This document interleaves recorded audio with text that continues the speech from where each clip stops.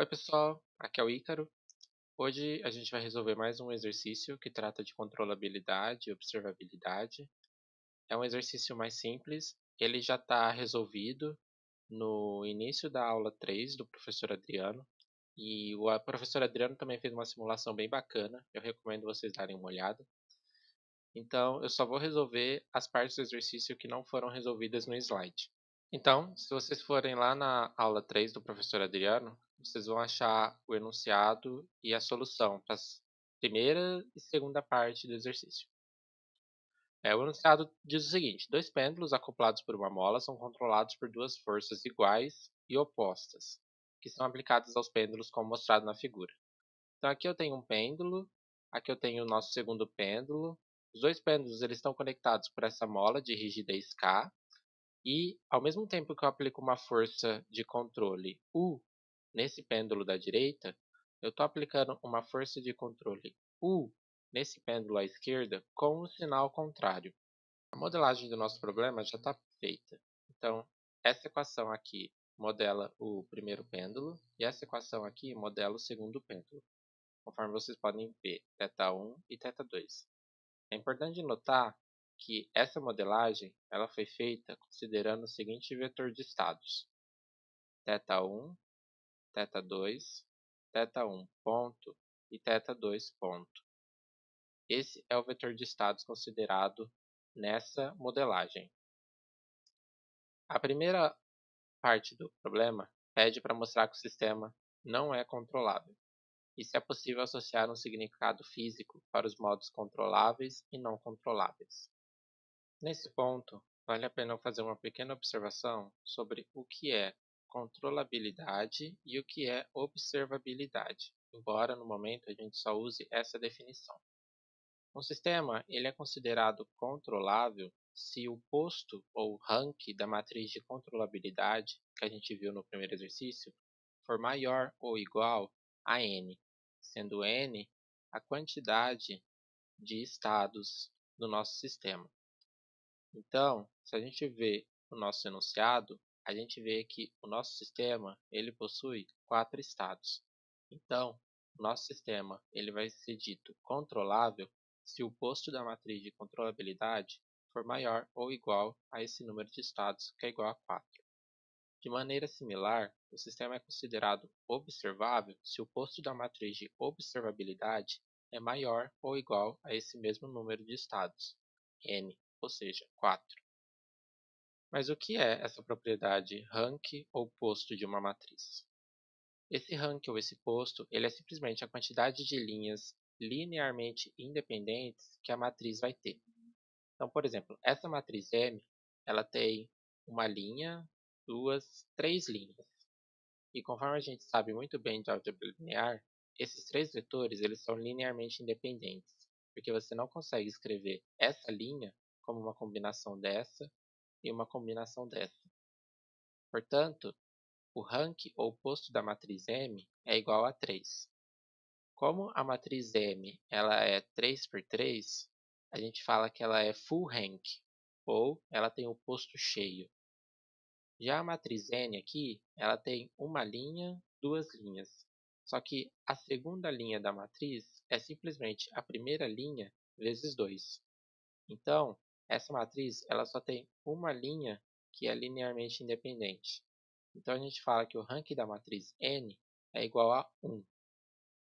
Note que o rank ele pode ser avaliado para matrizes quadradas e para matrizes não quadradas.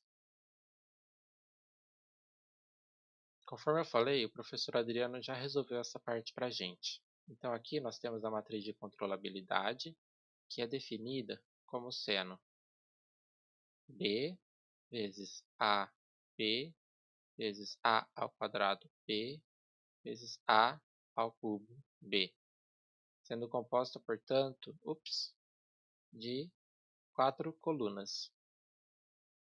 Se a gente avaliar o determinante dessa matriz, a gente observa que ele é igual a zero. Avaliar o determinante e dizer que o determinante da matriz de controlabilidade é igual a zero é a mesma coisa que dizer que existe pelo menos uma linha que é linearmente dependente das outras. Ou seja, a gente não sabe exatamente qual que é o rank da nossa matriz de controlabilidade, mas a gente sabe que ele é menor do que a quantidade de estados que eu defini, ou seja, 4. Portanto, se eu avaliar o determinante da matriz de controlabilidade, eu já consigo dizer, de uma maneira mais rápida, se o meu sistema é controlável ou não. Eu só não sei dizer a quantidade de linhas linearmente dependentes ou independentes. Ou seja, eu não sei dizer o quão longe ou quão perto ele está da controlabilidade. Mas é um método suficiente para você dizer se o sistema é controlável ou não. O enunciado também pergunta se existe uma relação entre os modos controláveis e não controláveis. Para entender melhor isso, a gente vai ter que definir um novo vetor de estados, que é composto por alfa e beta, e reescrever as equações dinâmicas.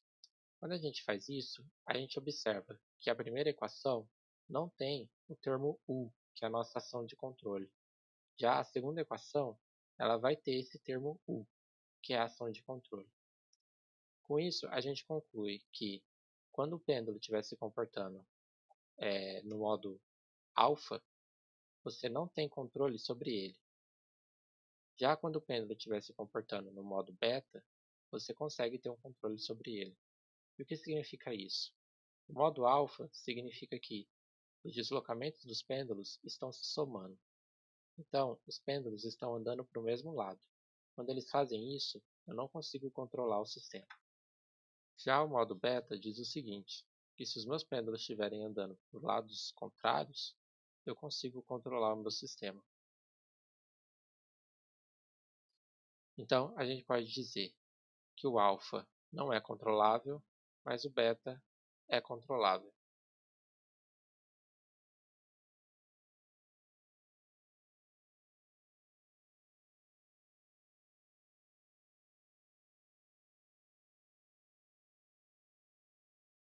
O enunciado também pergunta se existe uma maneira de tornar o sistema controlável. Lembrando que o nosso problema no início, ele dizia que o 1 é igual a menos o 2. Para tornar o sistema controlável, seria conveniente fazer com que o 1 ou o 2 fosse igual a zero. Assim, uma força não atrapalha no controle do outro pêndulo. Também poderia ser conveniente se o 1 fosse completamente diferente de o 2. Assim, a força U1 poderia controlar o movimento do pêndulo 1 e a força U2 poderia controlar o movimento do pêndulo 2, sendo que haveria apenas uma força de interação entre os dois aqui a ser considerada durante esse controle. Essas são algumas possibilidades para tornar o nosso sistema controlável.